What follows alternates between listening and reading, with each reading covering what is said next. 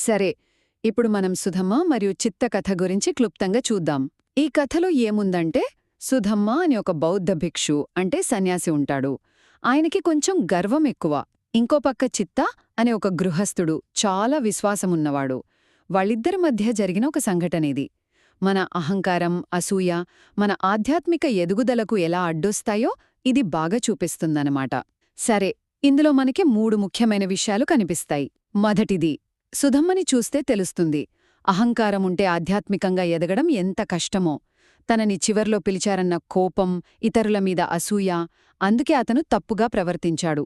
ఇక రెండవది, నిజమైన ఆధ్యాత్మికత అనేది బయట వేషధారణలో కాదండి, చిత్తలాగా మంచి మనసులో, వినయంలో ఉంటుంది.